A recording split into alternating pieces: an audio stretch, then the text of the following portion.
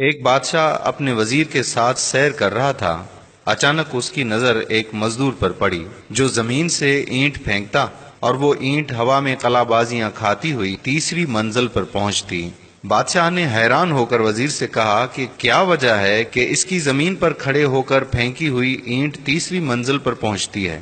کیا یہ اتنا طاقتور ہے؟ وزیر نے بادشاہ سے عرض کیا کہ حضور، اس میں طاقت کے ساتھ ساتھ ایک اور عمل کار فرما ہے، اگر جان کی امان پاؤں تو عرض کروں؟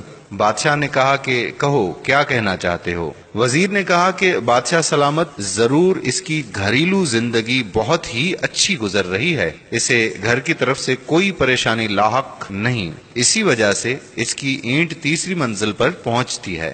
بادشاہ نے کہا کہ تحقیق کی جائے۔ وزیر نے کہا جی حضور۔ دوسرے روز وزیر نے چند افراد کو تحقیق پر لگا دیا۔ ایک ہفتے بعد ان افراد نے جو رپورٹ پیش کی وہ اس طرح تھی: اس مزدور کی بیوی شام ہوتے ہی اپنے شوہر کے انتظار میں بیٹھی رہتی ہے، وہ جیسے ہی گھر میں قدم رکھتا ہے اس کی بیوی نہانے کے لیے فوراً پانی کی بالٹی اور نئے کپڑے رکھتی ہے۔ مزدور جیسے ہی نہانے سے فارغ ہوتا ہے یہ اس کے لیے کھانا لگا دیتی ہے۔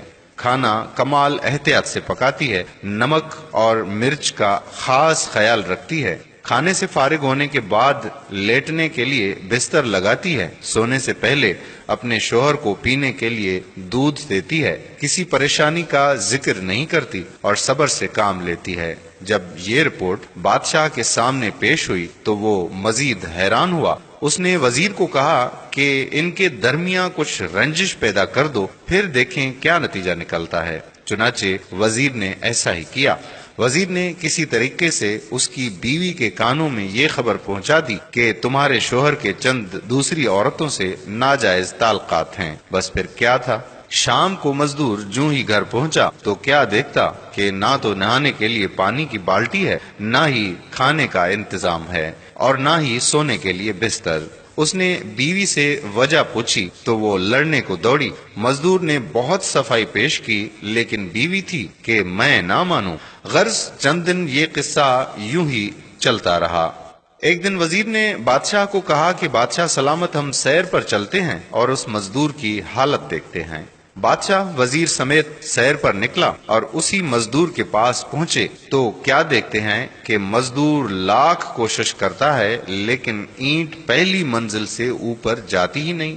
بادشاہ وزیر کی فہم و فراست کو مان گیا اور اسے یقین ہو گیا کہ اینٹ کو تیسری منزل پر طاقت نے نہیں بلکہ گھریلو خوشگوار زندگی نے پہنچایا ہے۔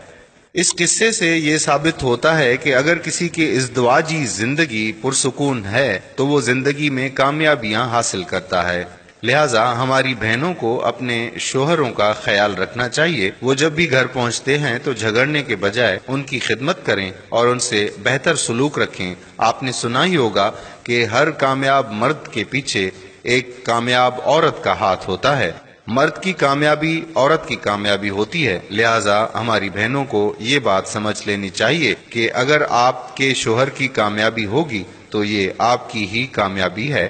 لہٰذا اپنے گھر میں فساد کے بجائے خوشگوار موڈ میں زندگی گزارنی چاہیے تاکہ ہم زندگی میں زیادہ سے زیادہ کامیابیاں حاصل کر سکیں۔ اگر آپ نے ابھی تک ہمارے پیج کو لائک نہیں کیا تو ہمارے پیج پیارا اسلام کو لائک کر دیجئے تاکہ ایسی مزید دلچسپ ویڈیوز ہم آپ تک پہنچاتے رہیں۔ جزاک اللہ۔ السلام علیکم ورحمۃ اللہ وبرکاتہ۔